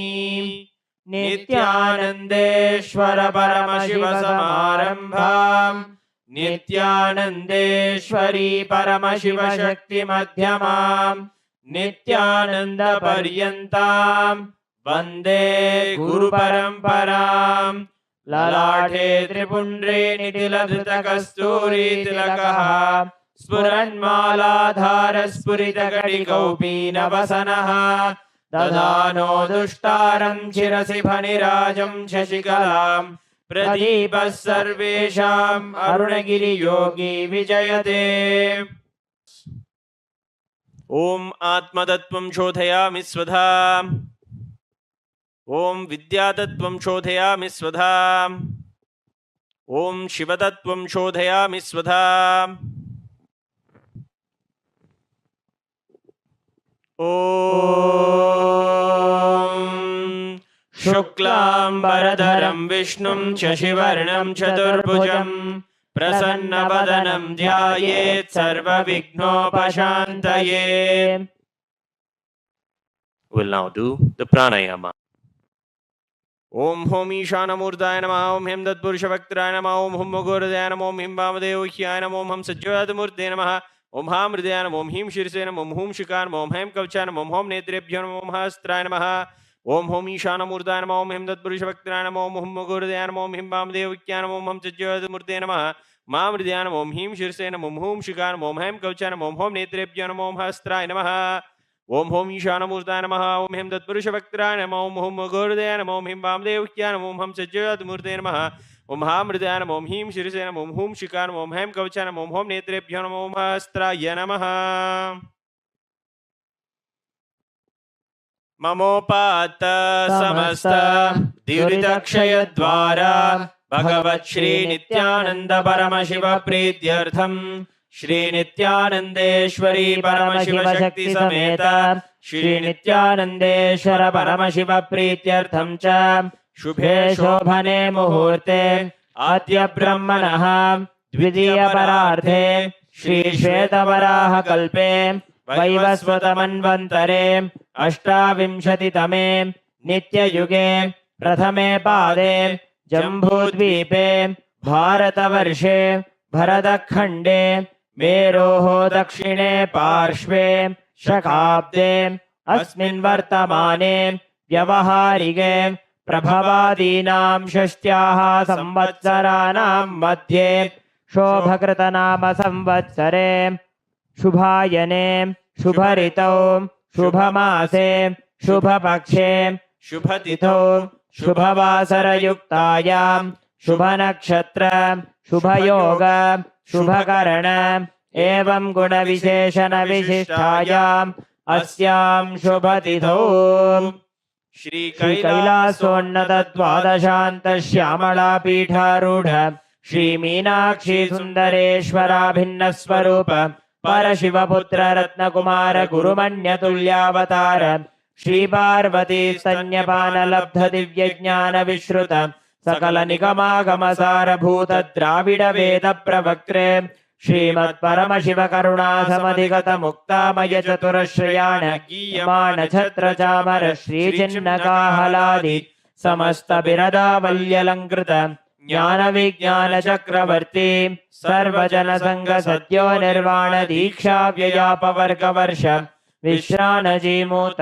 परमत कलभ केसरी शैव सिद्धांत स्थापनाचार्य श्री राजाधिराज पांड्य महाराज गुरु क्षपन शाक्यादि महांधकार निवारण ज्ञान भानु वीक्षणा नरहार ध्वजोच्छेदन पूर्वक श्रीमद् ऋषभध्वज स्थापक शैव समय कर्त्रे सर्वज्ञ पीठारूढ़ श्री जगद्गुरु श्री ज्ञान संबंध देशिक स्वामी वागीश सुंदर माणिक्य वाचक स्वामिनाम् अवतार भूत श्री ज्ञान संबंध स्वामी पुनरुद्धृत श्यामला पीठ सर्वज्ञ पीठ तृणवद्युत्तर द्विशततम गुरु महासन्निधान अरुणगिरि योगीश्वर परंपरागत अरुणाचल सर्वज्ञ पीठ गुरु महासन्निधान कैलास परम्परागत कांची कैलास सर्वज्ञपीठत्रयस्त्रिंशदुत्तरद्विशततम गुरु महासन्निधान नित्योत्सव नित्यमंगल नित्य कल्याण नित्य रजित कैलास परम्परागत आदि कैलास नित्यानंद पीठ महासंस्थान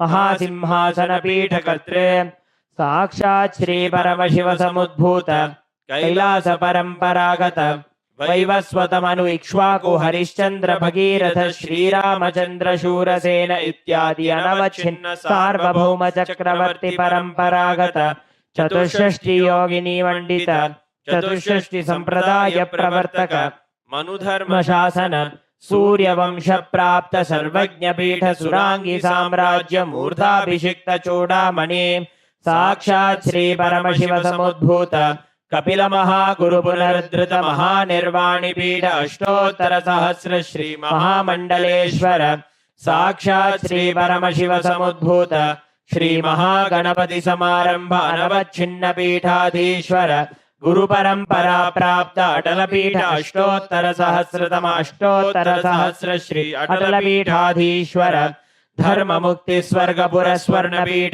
त्रयोविंश गुरु महासन्निधान कैलास परम्परागत आदिपीठ सर्वज्ञ पीठ जगद्गुरु श्री कैलास पुनरुद्धारक श्री कैलास परमाचार्य श्रीमत् परमहंस परिव्राजकाचार्य वर्य सच्चिदानंद प्रणव स्वरूप श्रोत्रिय ब्रह्मनिष्ठ श्रीमत् जगद्गुरु श्रील श्री भगवत् श्री नित्यानंद परमशिव श्री ज्ञान संबंध देशिक परमाचार्य स्वामिनां प्रीत्यर्थम तेषां पादारविन्दयोः भक्ति सिद्ध्यर्थं गुरुकृपा कटाक्ष सिद्ध्यर्थं क्षेमस्थैर्य वीर्य विजय आयुरारोग्य ऐश्वर्याणाम् अभिवृद्ध्यर्थं धर्मार्थ काम मोक्ष चतुर्विध फल पुरुषार्थ सिद्ध्यर्थं समस्त दुरितोपशान्त्यर्थं समस्त मंगलावाप्यर्थं भगवत् श्री नित्यानंद परमशिव प्रसादेन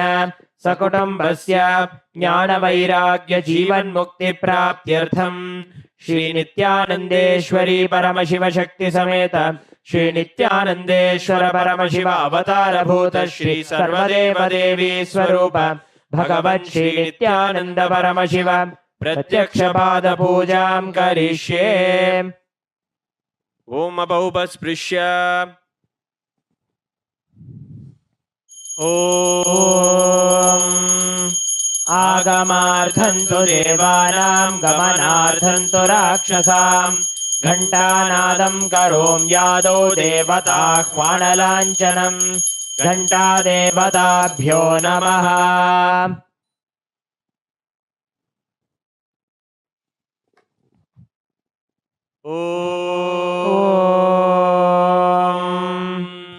हृत्पद्ममासनं दद्यात् सहस्रारच्युतामृतैः पाद्यं चरणयोर्दद्यात् मनस्तु अर्घ्यं निवेदयेत् तेनामृतेन आचमनीयं स्नानीयं तेन च स्मृतम् आकाशतत्त्वं वस्त्रं स्यात् गन्धः स्यात् गन्धतत्त्वकम् चित्तं प्रकल्पयेत् पुष्पम् धूपं प्राणान् प्रकल्पयेत् तेजस्तत्त्वं च दीपार्थं नैवेद्यं स्यात् सुधाम्बुधिः अनाहतध्वनिर्घण्टा वायुतत्त्वं च चामरं सहस्रारं भवेत् छत्रं शब्दतत्त्वं च गीतकं नृत्यमिन्द्रियकर्माणि चाञ्चल्यं मनसस्तथा सुमेखलां पद्ममालां पुष्पं नानाविधं तथा अमायाद्यैर्भावपुष्पैः अर्चयेद्भावगोचरम् अमायं अनहङ्कारम् अरागं ममतं तथा अमोहगं मदं पञ्च अद्वेष अक्षोभकौ तथा अमात्सर्यं मलोभं च दशपुष्पं विदुर्बुधाः अहिंसा परमं पुष्पं पुष्पमिन्द्रियनिग्रहः दया पुष्पं क्षमा पुष्पं ज्ञानपुष्पं च पञ्चमम् इति पञ्चदशैर्भावपुष्पैः सम्पूजयेत् भगवन्तं श्रीनित्यानन्द परमशिवम्।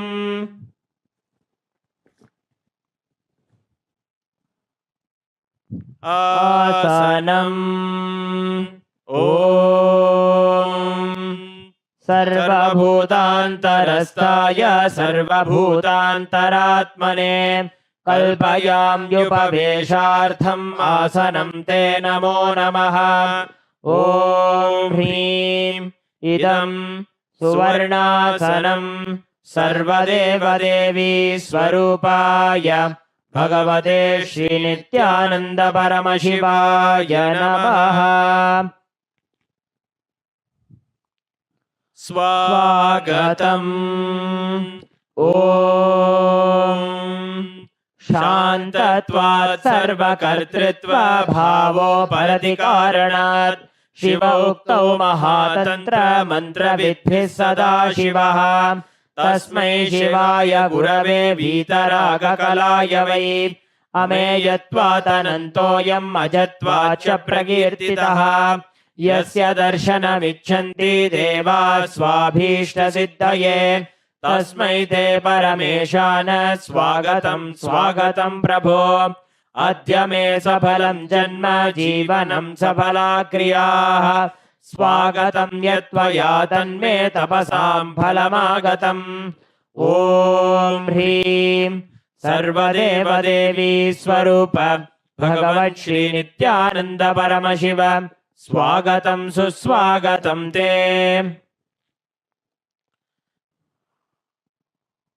पाद्यम् ॐ यद्भक्तिलेशसम्पर्कात् परमानन्दसम्प्लवः तस्मै ते परमेशान पाद्यं शुद्धाय कल्पये ॐ ह्रीं एतत्पाद्यं सर्वदेवदेवी स्वरूपाय भगवते श्रीनित्यानन्द परमशिवाय नमः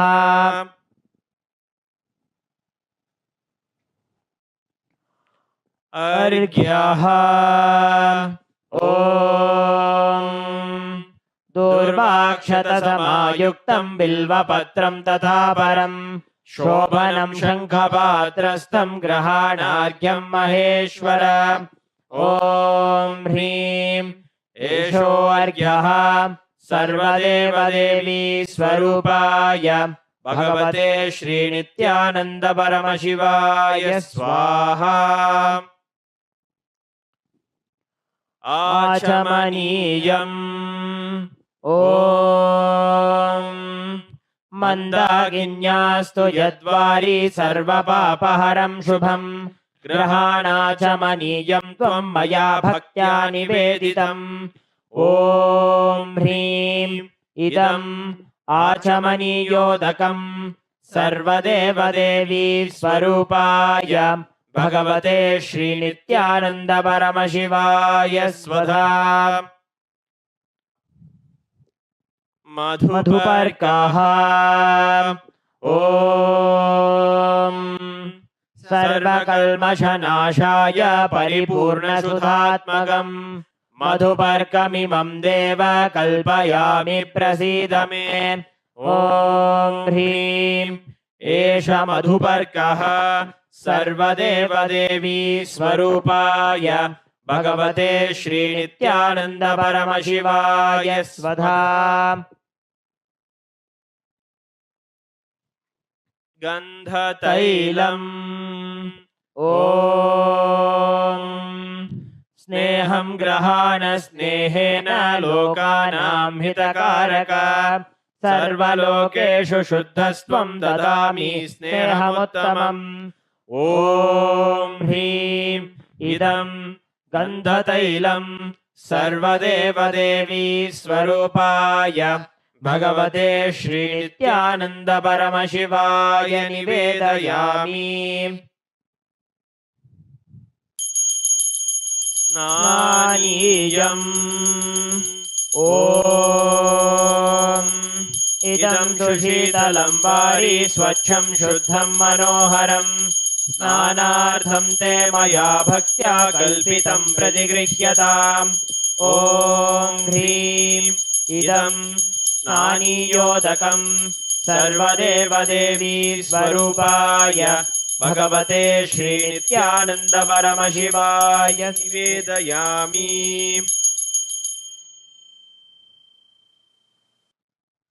वस्त्रम् ॐ मायाचित्रपटाच्छन्न निजगुह्योरुतेजसे निरावरणविज्ञाय वासस्ते कल्पयाम्यहम्। ॐ ह्रीं इदं वस्त्रोत्तरीयं सर्वदेवदेवी स्वरूपाय भगवते श्रीनित्यानन्द परमशिवाय निवेदयामि।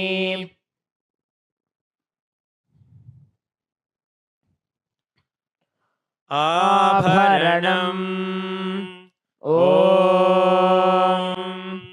स्वभावसुन्दराङ्गाय नानाशक्त्याश्रयायते सुवर्णं भूषणं तुभ्यं कल्पयामि प्रसीद मे।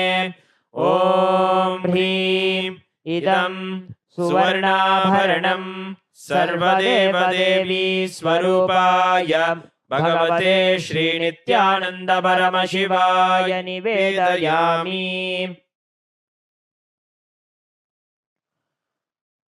गन्धः ॐ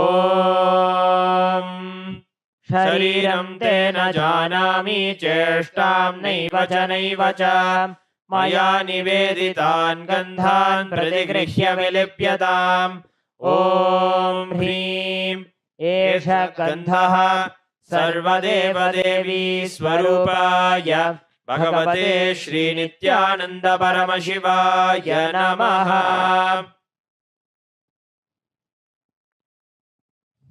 पुष्पम् ॐ तुरीयवनसम्पन्नं नानागुणमनोहरम् आनन्दसौरभं पुष्पं गृह्यताम् इदमुत्तमम्। ॐ ह्रीं एतानि सचन्दनपुष्पाणि सर्वदेवदेवी स्वरूपाय भगवते श्रीनित्यानन्द परमशिवाय वौषटे। बिल्वपत्रम् ॐ अमृतोद्भवं श्रीवृक्षं शङ्करस्य सदा प्रियं बिल्वपत्रं प्रयच्छामि पवित्रं ते सुरेश्वर। ॐ ह्रीं एतानि सचन्दनबिल्वपत्राणि सर्वदेवदेवी स्वरूपाय भगवते श्रीनित्यानन्द परमशिवाय वौषटे।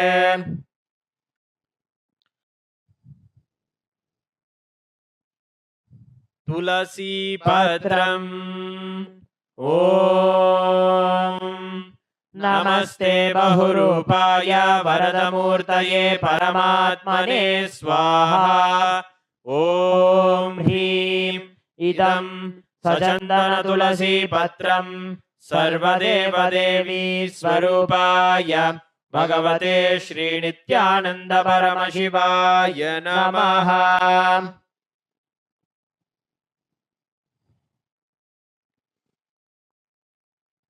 धूपः ॐ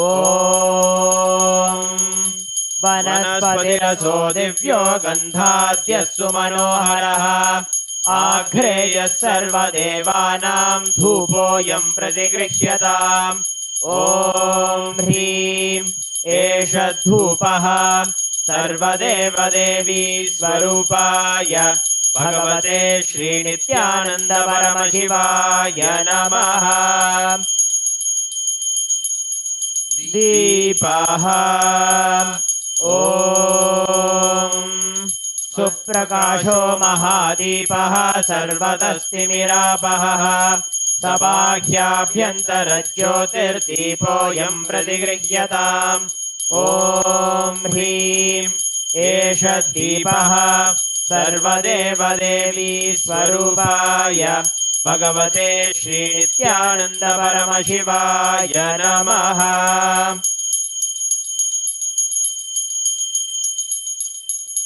नैवेद्यम् ॐ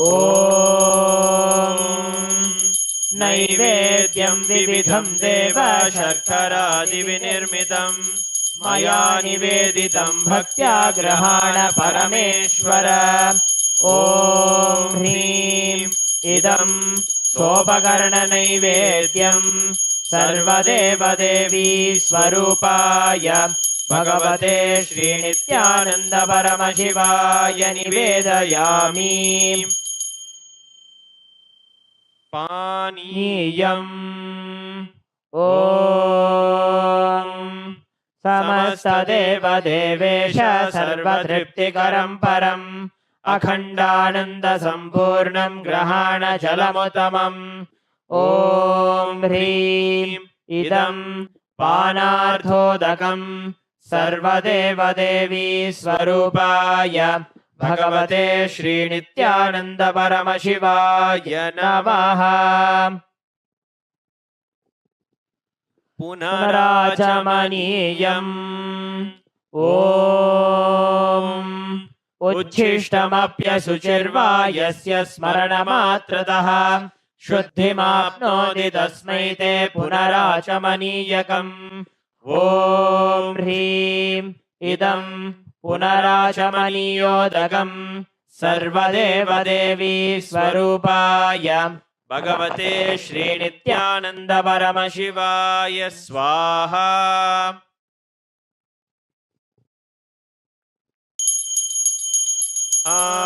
आरात्रिकम् ॐ ह्रीं एषा दीपमाला सर्वदेवदेवी स्वरूपाय भगवते श्रीनित्यानन्द परमशिवाय नमः। ॐ साङ्ग्रहण्येष्ट्यायजते इमां जनतागुं सङ्गृह्णानीति द्वादशारत्नीरचना भवति।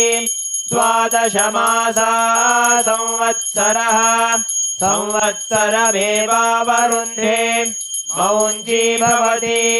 ऊर्ध्वै मुञ्जाः ऊर्जमेवावरुन्धे चित्रा नक्षत्रं भवति। चित्रं वा एतत्कर्म कर्पूरगौरं करुणावतारं संसारसारं भुजगेन्द्रहारं सदा वसन्तं हृदयारविन्दे भवं भवानी सहितं नमामि। भवं भवानी सहितं नमामि। भवं भवानी सहितं नमामि। आरात्रिकम् समर्पयामि भगवच्छ्री नित्यानन्द परमशिव चरणकमलेभ्यो नमः।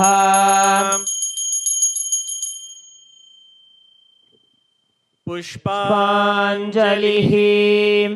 गुरुर्ब्रह्मा गुरुर्विष्णुः गुरुर्देवो महेश्वरः गुरुः साक्षात् परं ब्रह्म तस्मै श्री गुरवे नमः।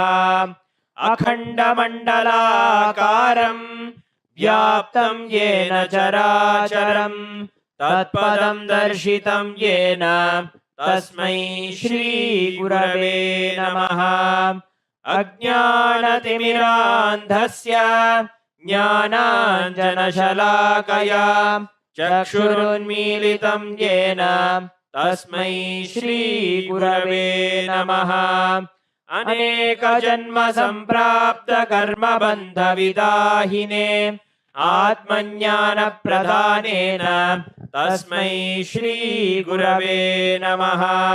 मन्नाथ श्री जगन्नाथो मद्गुरु श्री जगद्गुरुः ममात्मा सर्वभूतात्मा तस्मै श्री गुरवे नमः। ईश्वरो गुरुरात्मेति मूर्तिभेदविभागिने व्योमवद्व्याप्तदेहाय दक्षिणामूर्तये नमः। नित्यानन्दं परमसुखदं केवलं ज्ञानमूर्तिं द्वन्द्वातीतं गगनसदृशं तत्त्वमस्यादिलक्ष्यम् एकं नित्यं विमलमचलं सर्वधी साक्षिभूतं भावातीतं त्रिगुणरहितं सद्गुरुं तं नमामि। पुष्पाञ्जलिं समर्पयामि भगवच्छ्री नित्यानन्द परमशिव चरणकमलेभ्यो नमः। ॐ नित्यानन्दम्।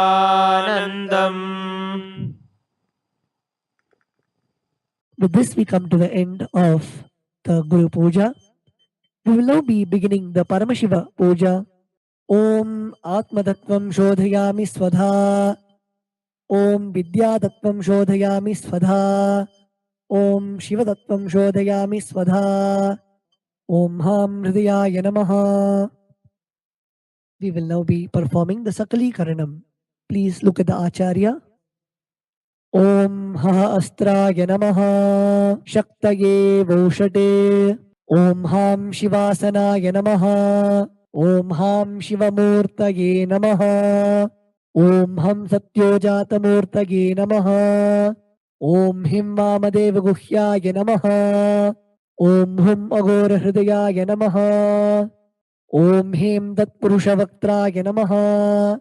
Om Hom Ishanamurdhaya Namaha. Om Ham Hom Vidyadehaya Namaha. Om Hom Netrebhyo Namaha. Om Ham Hom Shivaya Namaha. Om Ham Hridayaya Namaha. Om Him Shirase Namaha. Om Hum Shikhaye Namaha. Om Haim Kavachaya Hum. Om Ha Astraya Namaha. Om Haim Kavachaya Hum. Om Ham Shivaya Voshate. Om Ham Hom Shivaya Namaha. Om Ham Shivasanaya Namaha. Om Ham Shivamurtaye Namaha. Om Ham Satyojatamurtaye Namaha. Om Him Vamadev Guhyaya Namaha. Om Hum Agora Hridayaya Namaha. Om Him Tatpurushavaktraya Namaha. Om Hom Ishanamurdhaya Namaha.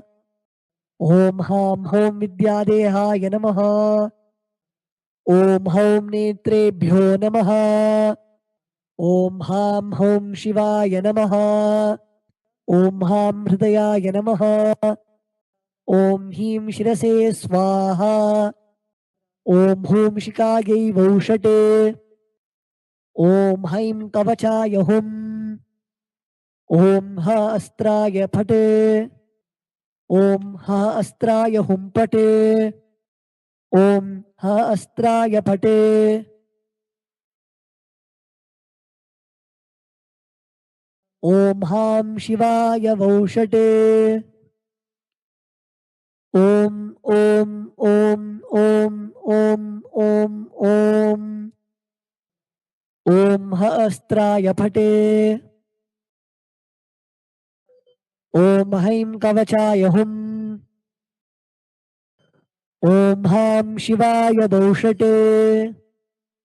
Om Ham Shivasanaya Namaha. Lalate Tripundri Nitila Krita Kasturi Tilakaha. Spuranmaladhara Spuritakatikaupi Navasanaha. Dadhano Dustaram Shirasi Panirajam Shashikalam. Pradipash Sarvesham Arunagiri Yogi Vijayate. Induni Bhapanchamuka Hasta Dashayuktam. Shulamrikatankamasi Vajrama Bhayam Syat. Pashavaradankusha Manijwala Navame. Shweta Kamalasana Sadashiva Swarupam. Om Ham Shivamurtaye Namaha. Om Ham Hum Shivaya Namaha. Shri Nithyanandeshwari Parashakti Sameta Shri Nithyanandeshwara Paramashivaya Namaha. Dhyayami Avahayami Om Ham Shivaya Namaha.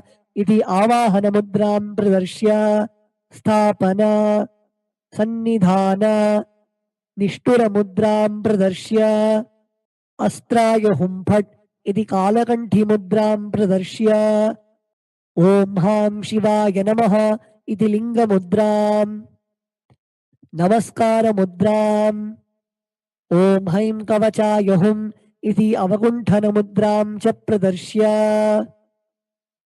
ॐ हां हौं शिवाय नमः श्री नित्यानन्देश्वरी पराशक्ति समेत श्री नित्यानन्देश्वर परमशिवाय नमः आसनं समर्पयामि.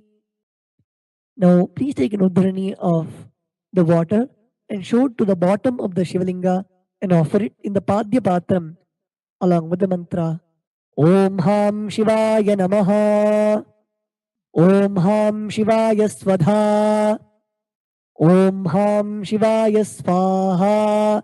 Shri Nithyanandeshwari Parashakti Sameta Shri Nithyanandeshwara Paramashivaya Namaha Padyachamanaryam Dattva. Om Ham Hom Shivaya Namaha Shri Nithyanandeshwari Parashakti Sameta Shri Nithyanandeshwara Paramashivaya Namaha Snanam Samarpayami. Om Ham Shivaya Svadha Snananantramachamanan Samarpayami. Om Ham Hom Shivaya Namaha Shri Nithyanandeshwari Parashakti Sameta Shri Nithyanandeshwara Paramashivaya Namaha वस्त्रयज्ञोपवीत उत्तरी आभरणार्थमक्षतान् समर्पयामि. ओम हां हौं शिवाय नमः श्री नित्यानन्देश्वरी पराशक्ति समेत श्री नित्यानन्देश्वर परमशिवाय नमः. गन्धान् धारयामि. गन्धस्योपरि हरिद्रा कुङ्कुमं समर्पयामि. ओम भवाय देहाय नमः भवस्य देवस्य पत्नी नमः. ओम शर्वाय देवाय नमः. ओम शर्वस्य देवस्य पत्नी नमः. ओम ईशानाय देवाय नमः. ओम ईशानस्य देवस्य पत्नी नमः. ओम अशुभते देवाय नमः. ओम अशुभते देवस्य पत्नी नमः. ओम रुद्राय देवाय नमः. ओम रुद्रस्य देवस्य पत्नी नमः. ओम उग्राय देवाय नमः. ओम उग्रस्य देवस्य पत्नी नमः. ओम भीमाय देवाय नमः. ओम भीमस्य देवस्य पत्नी नमः. ओम महतेर्देवाय नमः. ओम महतोर्देवस्य पत्नी नमः. ओम हां हौं शिवाय नमः श्री नित्यानन्देश्वरी पराशक्ति समेत श्री नित्यानन्देश्वर परमशिवाय नमः. अष्टपुष्प पूजां समर्पयामि. ओम हां हौं शिवाय नमः श्री नित्यानन्देश्वरी पराशक्ति समेत श्री नित्यानन्देश्वर परमशिवाय नमः. बिल्वपत्रं समर्पयामि. Next is the offering of the dhupa. Sprinkle the samanyargya, the water from the panchapatram, onto the bell. Om Hastraya Namaha. Now sprinkle the water onto the dhupa stand, chanting the mantra Om Hastraya Phate. Now offer the flower on the incense sticks, chanting the mantra Om Ham Hridayaya Namaha. ओम हां हौं शिवाय नमः श्री नित्यानन्देश्वरी पराशक्ति समेत श्री नित्यानन्देश्वर परमशिवाय नमः. धूपम् आघ्रापयामि. ओम हां शिवाय स्वधा. ओम हास्त्राय पटे. ओम हां हृदयाय नमः.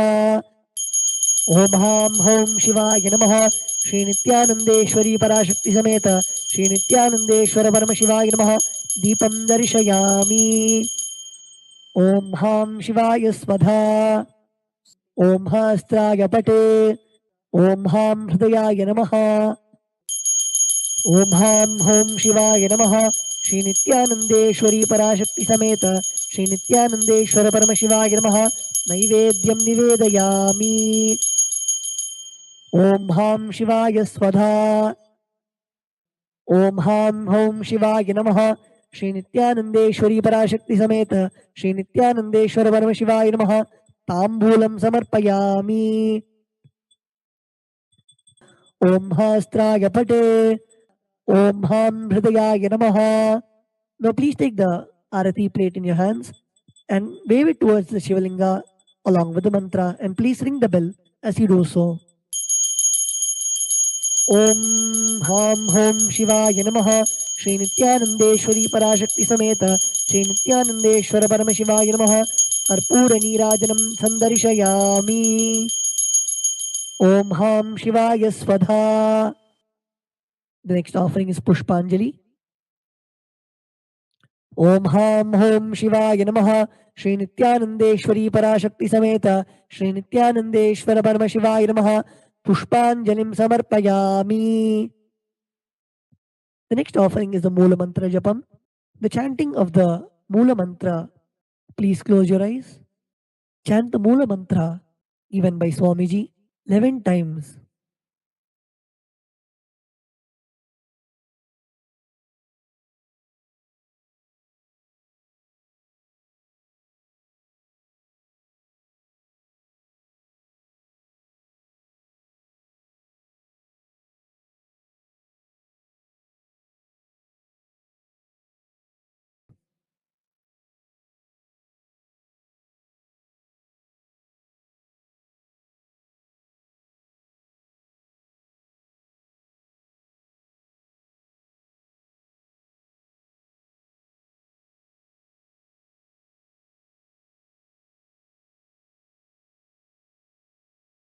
Now we'll be offering the japa that we have chanted.